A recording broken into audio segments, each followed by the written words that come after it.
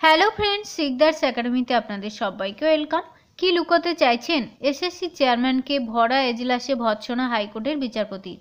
কলকাতা হাইকোর্টের ভরা এজলাসে বিচারপতি ভৎসনার মুখে পড়ল রাজ্য স্কুল সার্ভিস কমিশন।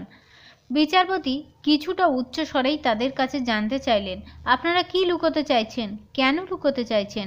বিচারপতির ওই প্রশ্নের কোনো জবাব দিতে পারেননি এসএসসি। তবে একদিকে যখন এসএসসি চেয়ারম্যান বিচারপতিকে প্রতিশ্রুতি দিয়েছেন উত্তর জেনে আসার, তখন এসএসসির আইনজীবী আদালতকে জানিয়ে দিয়েছেন তিনি আর এসএসসির আইনজীবীর দায়িত্ব পালন করতে চান না। শুক্রবার অর্থাৎ আজকে এসএসসি বোর্ডের সমস্ত সদস্যকে তলব করেছিল কলকাতা হাইকোর্টের বিচারপতি দেবাংশু বসাকের ডিভিশন বেঞ্চ। দুপুর 12:30টার মধ্যে এসএসসির বোর্ডের সদস্যদের হাজিরা দেওয়ার নির্দেশ দিয়েছিলেন বিচারপতি। সেই নির্দেশ অনুসারেই হাইকোর্টে যথাসময়ে এসে উপস্থিত হন এসএসসির চেয়ারম্যান সিদ্ধার্থ মজুমদার এবং আরও 2 সদস্য। তাদের প্রশ্ন করে এসএসসির ওএমআর সিট মূল্যায়ন সংক্রান্ত একটি সংস্থা ডেটা স্ক্যান টেকের বিষয়ে। সম্প্রতি বিচারপতি বসাকের বেঞ্চে এই সংক্রান্ত একটি হলফনামা পেশ করে সিবিআই জানিয়েছিল এসএসসি ওএমআর সিট মূল্যায়নের ক্ষেত্রে এই সংস্থার ভূমিকা রয়েছে। এরপরেই এসএসসি বোর্ডের সদস্যদের ডেকে পাঠান বিচারপতি। আজ হাইকোর্টে উপস্থিত ছিলেন এসএসসির আইনজীবী সুতনু পাত্র। তাকেই প্রথম প্রশ্ন করেন বিচারপতি। তারপরে চেয়ারম্যান সিদ্ধার্থ মজুমদারের কাছে তিনি জানতে চান ডেটা স্ক্যানটেকের বিষয়ে। বিচারপতি বলেন, সিবিআইয়ের হলফনামা আপনি পড়েছেন, ডেটা স্ক্যানটেকের ব্যাপারে জানেন। সিদ্ধার্থ মজুমদার বলেন, এই নাম আমি প্রথমবার শুনছি।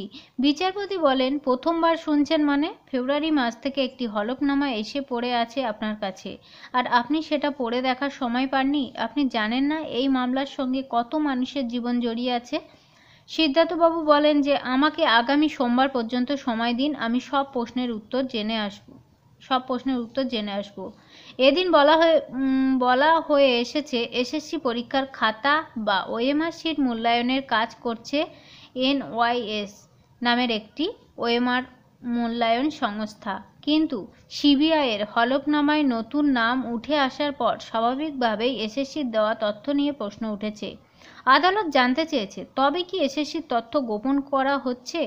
এ ব্যাপারে শুক্রবার এসএসসির আইনজীবী সুতনু পাত্র প্রশ্ন করেন বিচারপতি, কিন্তু তিনিও সে প্রশ্নের জবাব দিতে পারেননি। উল্টে এই নিয়ে তার সঙ্গে বিচারপতির সংক্ষিপ্ত বাদানুবাদ হয়, যার জেরে সুতনু এসএসসির আইনজীবী পদ থেকে সরে দাঁড়ানোর ইচ্ছা প্রকাশ করেন।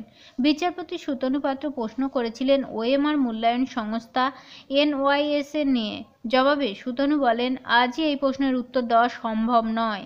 কমিশনের কাছ থেকে উত্তর জেনে তবেই জানানো যাবে।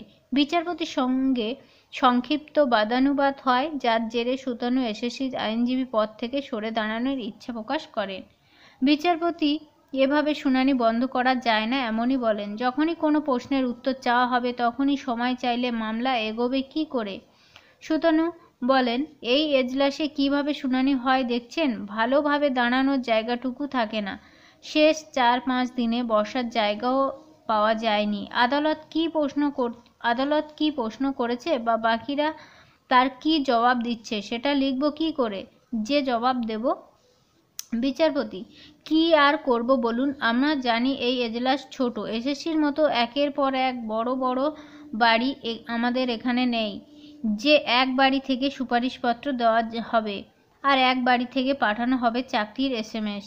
উল্লেখ্য, এসএসসি চাকরি দেওয়ার ক্ষেত্রে চাকরি প্রার্থীরা অভিযোগ করেছিলেন তাদের অন্য একটি বাড়িতে ইন্টারভিউ এবং মৌখিক পরীক্ষা নেওয়া হয়েছিল। পরে তাদের এসএমএস পাঠিয়ে চাকরি পাওয়ার কথা জানানো হয়, যা নিয়ে বিতর্ক হয়েছিল। কলকাতা হাইকোর্টের বিচারপতি সেই ঘটনাকেই কটাক্ষ করেছেন কিনা স্পষ্ট নয়। তবে এসএসসির আইনজীবী শুক্রবার বিচারপতি শুনানি চলাকালীন জানিয়ে দেন স্কুল সার্ভিস কমিশনের আইনজীবীর পদ থেকে সরে দাঁড়াতে চান। জবাবে বিচারপতি তাকে জানিয়ে দেন সেই সিদ্ধান্ত আদালতের নয়, কমিশনের বোর্ড মেম্বারদের উপস্থিতি ঠিক করবেন। আপাতত সোমবার এই মামলার পরবর্তী শুনানি হবে বলে জানিয়েছে আদালত। অনেক ধন্যবাদ সঙ্গে থাকার জন্য। পরবর্তী আপডেটের জন্য আগামী সোমবার কিন্তু আপনাদের চোখ রাখতে হবে সিকদার্স একাডেমিতে। ধন্যবাদ।